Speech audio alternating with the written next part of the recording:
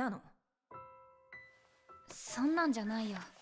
周りが勝手に言ってるだけ。なんかさ、最近あた側がすげえグイグイ来るんだけど、俺好きなやつ以外興味ねえから、正直ちょっと困る。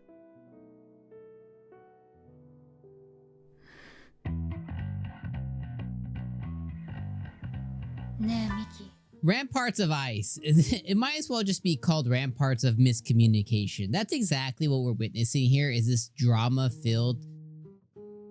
I don't even know. I feel like this might be like somebody's like, you know, high school passion project that they wrote. Like, I don't know what's up with the writing here. And it could be a translation thing. It could be the adaptation by Studio Kai. I don't know what it is, but it definitely has some kind of plot written problem.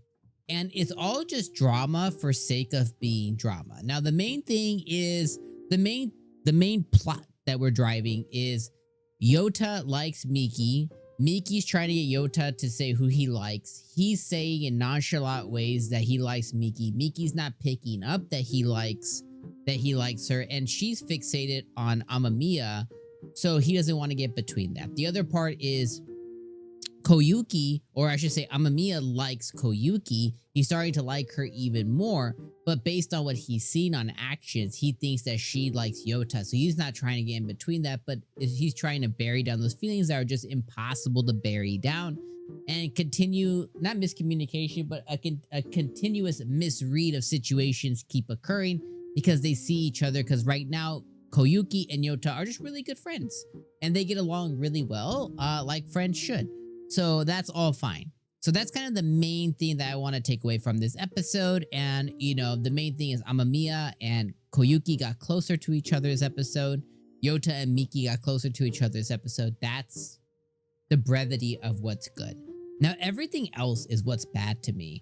And it's this Koyuki Igarashi stuff. Now, what I gather, and this is where I say, like, holy shit, like, Ramparts of Miscommunication is what we have here.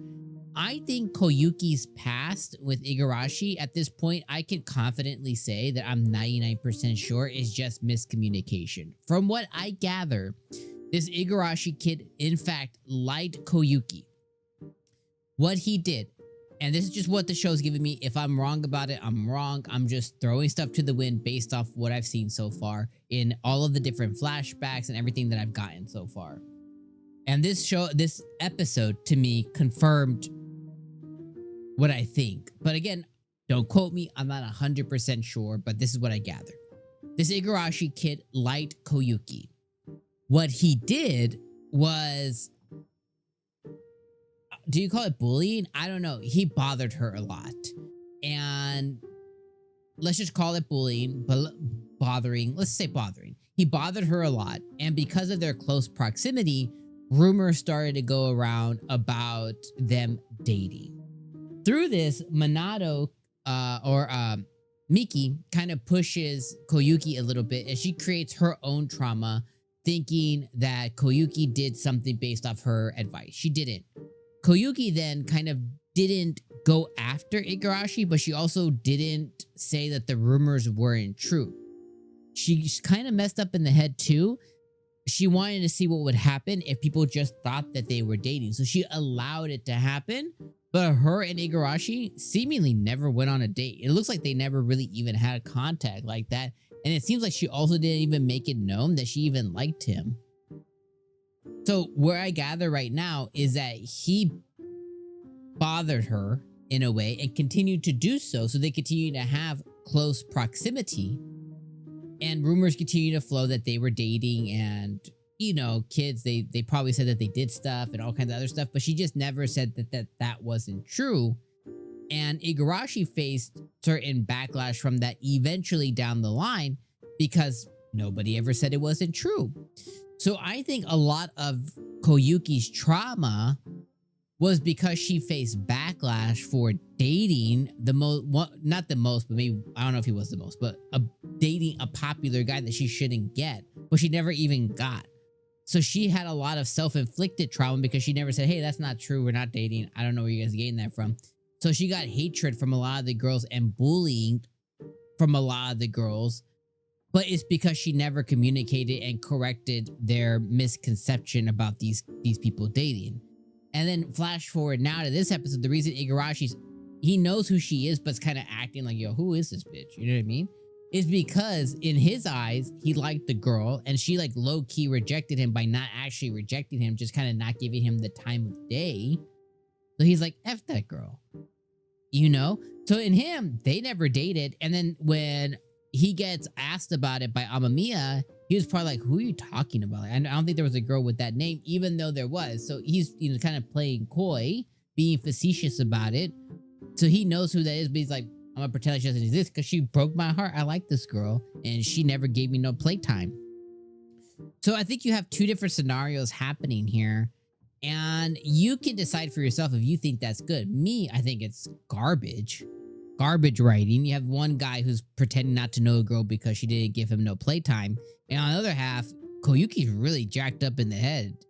If she never corrected a major misconception, allowed herself to get bullied because of it, and then forced trauma upon herself because she never took action to correct a thing that wasn't even true to begin with. And even to this day, when Miki calls her out for dating Igarashi, she still doesn't say like, oh, we never dated at all. We never even held hands. I don't even know where he lives. I don't got his phone number.